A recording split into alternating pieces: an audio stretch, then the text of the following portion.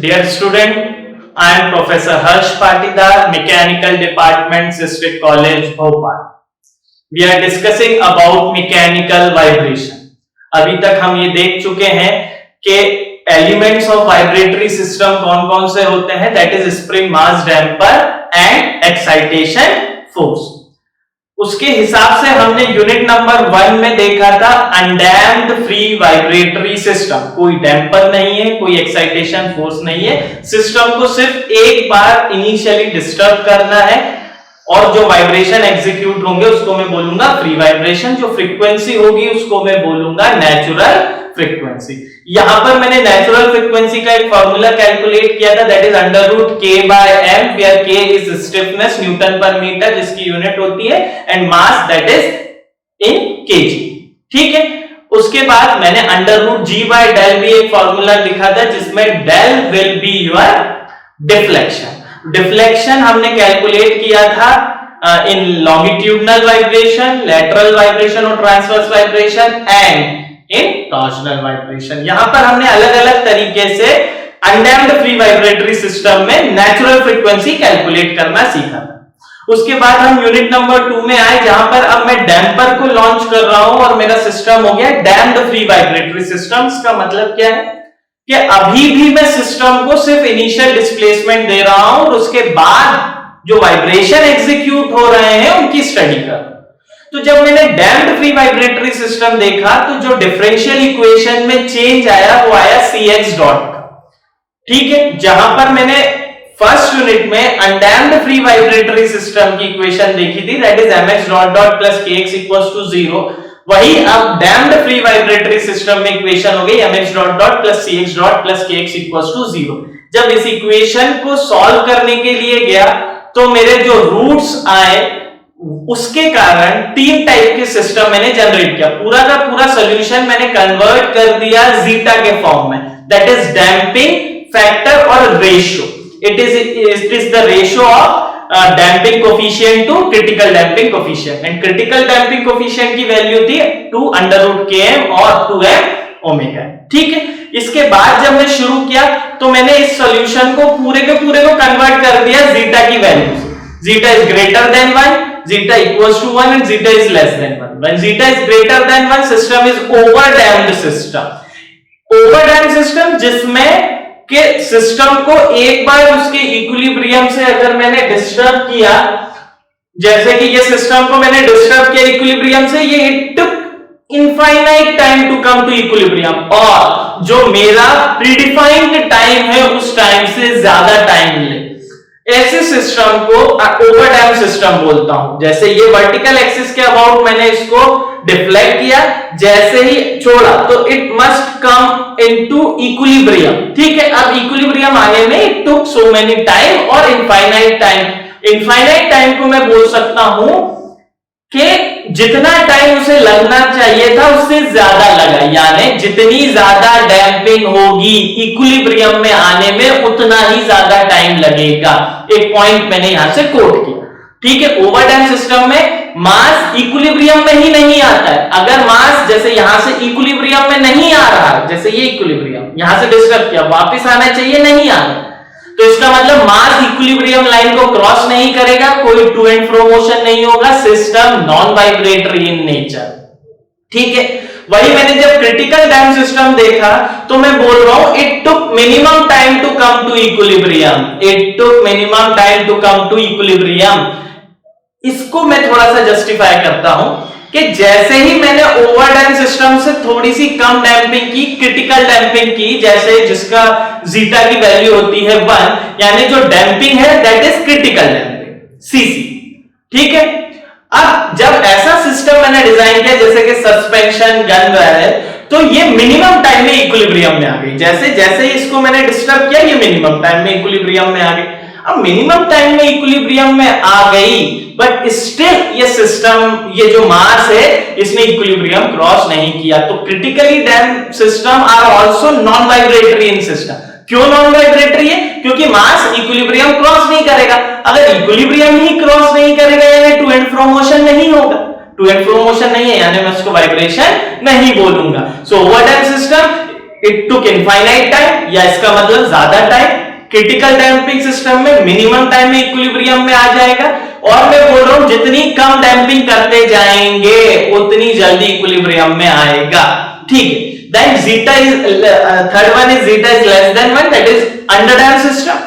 Under damp system में ये क्या करता है, जैसे इसको छोड़ा ये इक्विलिब्रियम लाइन के about to and fro motion करेगा।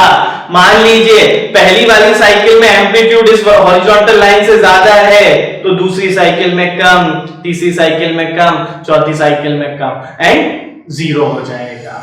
तो अंडर डैम्प सिस्टम में एक साइकिल में एम्पलीट्यूड ज्यादा है, दूसरी साइकिल में कम होगा, तीसरी में कम होगा, and so on. So under damp system में इक्विलिब्रियम में आता है 2, 3 या n नंबर ऑफ साइकिल के बाद, ठीक है। यहां से मैंने एक चीज ये देखी कि एक जगह तो मैं ये बोल रहा हूं कि system in critical damp system to minimum time to come to equilibrium, और अंडर डैम्प सिस्टम एक पॉइंट ये बोल रहा हूं कि जितनी कम डैम्पिंग उतनी जल्दी इक्विलिब्रियम में आएगा। ये पॉइंट भी वैलिड है, जितना कम डैम्पिंग होगी उतनी जल्दी इक्विलिब्रियम में आएगा, ठीक है, बट इक्विलिब्रियम क्रॉस कर जाएगा, ठीक है। जैसे इस केस में अंडर डैम्प सिस्टम में ये इक्विलिब्रियम क्या कर रहा है, क्रॉस कर रहा है। तो इक्विलिब्रियम में फर्स्ट टाइम तो ये क्रिटिकल डैम्प से भी पहले आएगा, बट जो फाइनल इक्विलिब्रियम में आना है वो क्रिटिकल डैम्प सिस्टम में सबसे पहले आएगा, क्योंकि वो नॉन वाइब्रेटरी नेचर है, ठीक है बेटा। तो this is all about damping. अब मैं आगे बढ़ा, अभी तक मैं फ्री वाइब्रेशंस की ही बात कर रहा हूं। आज जो मैं टॉपिक लेने वाला हूं it is harmonically excited vibration, और अब आपका इसको बोलेंगे फोर्स्ड वाइब्रेशन। अब हम एक्चुअल वाइब्रेशन की कंडीशन में आए हैं, जहां पर एक हार्मोनिक फोर्स की एप्लीकेशन देख रहे हैं। अब आप सिस्टम को एक बार डिस्टर्ब करके नहीं छोड़ेंगे, अब सिस्टम में एक फोर्स एक फ्रीक्वेंसी के साथ हमेशा अप्लाइड रहेगा। जैसे अगर मान लीजिए 2 सेकंड के बाद इसमें 10 न्यूटन का लोड आ रहा है, तो जैसे मैंने पहली बार डिस्टर्ब किया छोड़ दिया, ठीक है, अगेन 2 सेकंड बाद 20 न्यूटन, अगेन। सो अब एक हार्मोनिकली एक्साइटेड फोर्स हमेशा सिस्टम में एक्ट करेगा विद अ फ्रीक्वेंसी, ठीक है। तो मुझे जो तैयारी करनी है पूरे वाइब्रेशन की वो ऐसे ही करनी है। पहले मैंने सिर्फ एक स्प्रिंग मास सिस्टम पे एनालिसिस किया, उसके बाद मैंने एक डैम्पर लगाया, अब मैं एक्साइटेशन फोर्स भी लगा रहा हूं, यानी स्प्रिंग मास डैम्पर के साथ अब मेरा सिस्टम में एक्साइटेशन फोर्स भी है, ठीक है। ये बात मुझे समझने की जरूरत है, ठीक है। तो जो हमारा फोर्स्ड वाइब्रेशन है, इसमें external energy can be supplied to the system either through force or imposed displacement that changes with time in magnitude and or direction। यानी अब जो आप फोर्स या एक्सटर्नल एनर्जी प्रोवाइड कर रहे हो, किसी भी सिस्टम को मुझे डिस्टर्ब करना है तो मुझे एक्सटर्नल एक्साइटेशन फोर्स देना पड़ेगा, अभी मैं उसको एनर्जी बोल रहा हूं। नाउ एक एडिशनल एक्सटर्नल एनर्जी प्रोवाइड कर रहा हूं सिस्टम के इक्विलिब्रियम को डिस्टर्ब करने के लिए, वो मैं किस टाइप में कर सकता हूं, या तो मैं इसमें एक फोर्स लगा दूं या इसमें डिस्प्लेसमेंट दे दूं। बात एक ही है, अभी तक आप क्या कर रहे थे, एक स्प्रिंग मास सिस्टम में मास को डिफ्लेक्ट कर रहे थे, फिर उसके वाइब्रेशन की स्टडी कर रहे थे। अब या तो मैं इसको डिस्प्लेसमेंट के टर्म में ले लूं या मैं इन टर्म्स ऑफ फोर्स ले लूं। अब कैसे ये इंपॉर्टेंट रोल प्ले करता है, जो फोर्स है that can be change with time in magnitude and direction as well, और डायरेक्शन या तो उसका मैग्नीट्यूड चेंज हो टाइम के साथ या उसकी डायरेक्शन चेंज हो, ठीक है, या आपका एक कांस्टेंट मैग्नीट्यूड एक फ्रीक्वेंसी के साथ हमेशा लगता है। तो this is all about forced vibration. जो एक्सटर्नल एनर्जी आप प्रोवाइड कर रहे हो या तो इन टर्म्स ऑफ फोर्स और इंपोज्ड डिस्प्लेसमेंट, बात एक ही है, ठीक है। कैसे समझ में आया, वो फोर्स का मैग्नीट्यूड और डायरेक्शन चेंज हो सकते हैं। तो अब आपका सिस्टम क्लियर हो गया, मैं एक्सटर्नल एक्साइटेशन फोर्स दे रहा हूं। अब ये कैसे हो सकते हैं, ये हार्मोनिक हो सकता है, नॉन हार्मोनिक हो सकता है, पीरियोडिक, नॉन पीरियोडिक, ठीक है। जैसे आप मान लीजिए सडन लोड आ गया, मैं इस वक्त इक्विलिब्रियम में हूं, सडन लोड आ गया, ठीक है, मे बी आपका नीचे से फ्लोर में डिस्टरबेंस आ गया, अर्थ पे earthquake, in terms of earthquake आ सकता है आपका। तो these all are about किसी भी सिस्टम इक्विलिब्रियम में हो एकदम कोई सा फोर्स आ जाता है। नाउ अब हमने फोर्स को थोड़ा सा क्लासिफाई कर दिया है, तो आज जो क्लास है उस क्लास में हम देखेंगे कि हम जो एक्सटर्नल फोर्स प्रोवाइड कर रहे हैं वो किस किस टाइप में प्रोवाइड कर सकते हैं और हमें कौन सी स्टडी करनी है। ठीक है, तो here we can see that excitation force. So excitation force मैंने तीन टाइप से बनाया है। The first one is F not sine omega t. समझने की बात है, अगर सिर्फ एक मैग्नीट्यूड लगेगा तो वो फ्री वाइब्रेशन हो जाएगा, ठीक है, क्योंकि सिस्टम को एक बार आपने डिस्टर्ब किया, ठीक, तो एक फ्रीक्वेंसी के साथ इसको लगना चाहिए। It must be a harmonic force. तो ये क्या हो गया, F not sine omega t, where F naught एक कांस्टेंट मैग्नीट्यूड है, ओमेगा एक फ्रीक्वेंसी है, ठीक है। किसकी फ्रीक्वेंसी है ये, फोर्स की। It is not natural frequency, it is the frequency of excitation force. बात समझ में आई, ठीक है। तो पहला फोर्स मैं कह रहा हूं कि किसी सिस्टम को डिस्टर्ब करना है, तो मैं इस सिस्टम को डिस्टर्ब करना चाह रहा हूं 10 न्यूटन का लोड 20 सेकंड बाद या 2 सेकंड बाद, ये 10 न्यूटन का फोर्स लगा रहा हूं, तो ये जो वाइब्रेशन एग्जीक्यूट होंगे ये वाइब्रेशन फोर्स्ड वाइब्रेशन कहलाएंगे, ठीक है। तो एक कांस्टेंट मैग्नीट्यूड का फोर्स 10 न्यूटन, 20 न्यूटन, 30 न्यूटन एक फ्रीक्वेंसी के साथ 20 रेडियन पर सेकंड, 30 रेडियन पर सेकंड या 10 रेडियन पर सेकंड या ओमेगा रेडियन पर सेकंड, तो एक constant magnitude with a frequency अगर अप्लाई हो रहा है तो that is one type of force जिसकी स्टडी आप करोगे।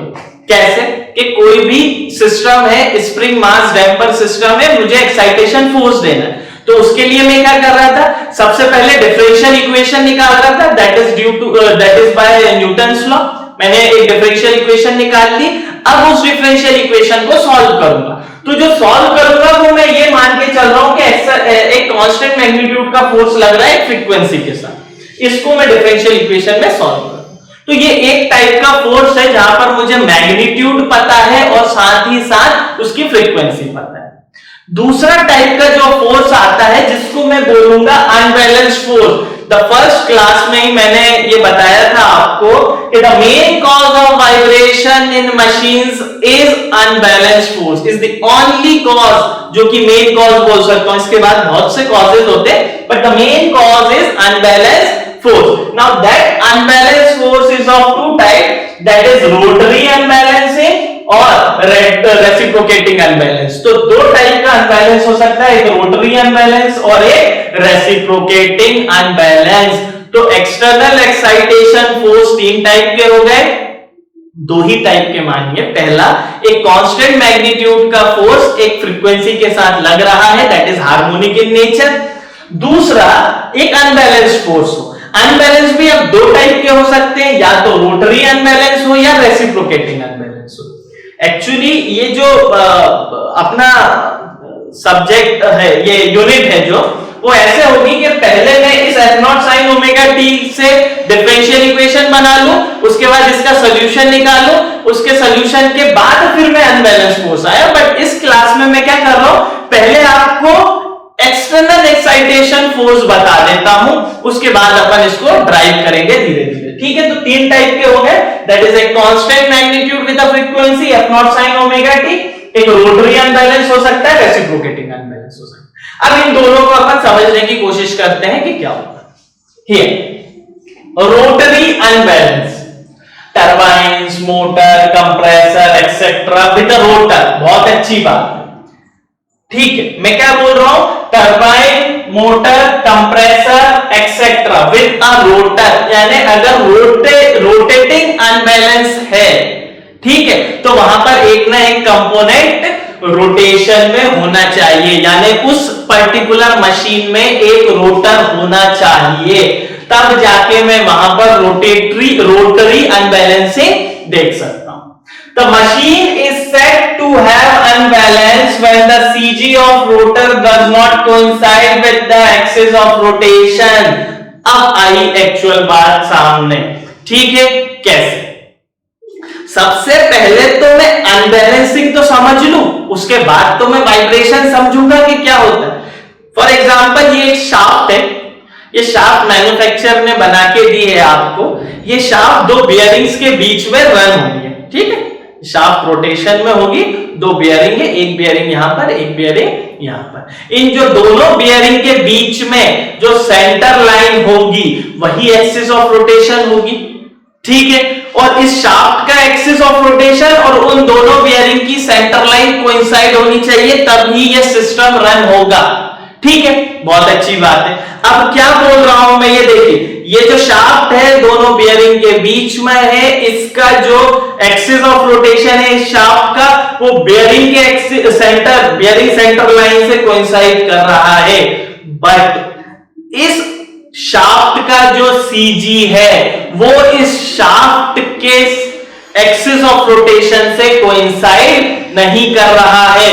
बात को समझने की कोशिश कीजिए। ये एक शाफ्ट है, दो बियरिंग के बीच में लगेगी, दोनों बियरिंग का सेंटर लाइन, इस शाफ्ट की एक्सिस ऑफ रोटेशन, ये दोनों कोइंसाइड करनी चाहिए, सिंगल होनी चाहिए, ठीक है। ये एक हो गई। अब मैं कह रहा हूं इस शाफ्ट का जो एक्सिस ऑफ रोटेशन है और इस शाफ्ट का जो सीजी है वो कोइंसाइड नहीं कर रहे हैं। अगर ऐसी कंडीशन आती है तो वहां पर हम बोलेंगे रोटरी अनबैलेंस होगा।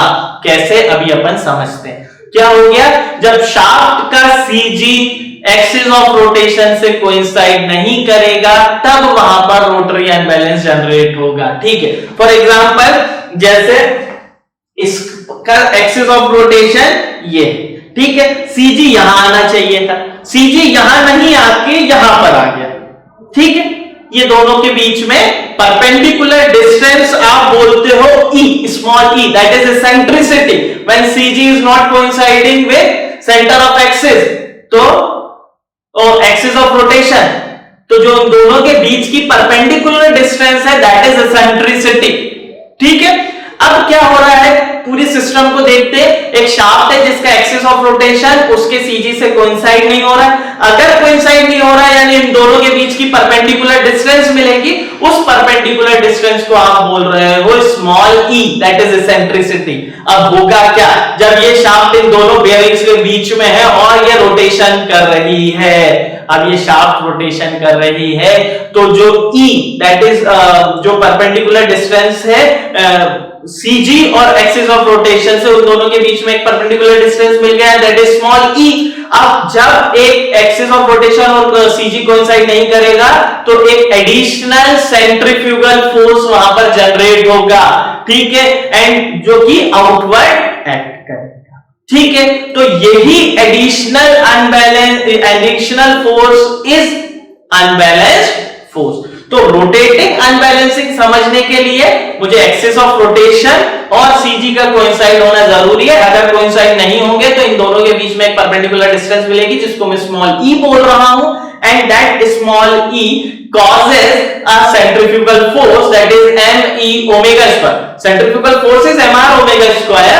r will be the radius of rotation, but यहां पर radius of rotation is small e, so m e omega square. बाद में हम चलेंगे तो इसका एक कंपोनेंट लेते हैं दैट इज साइन, ठीक है।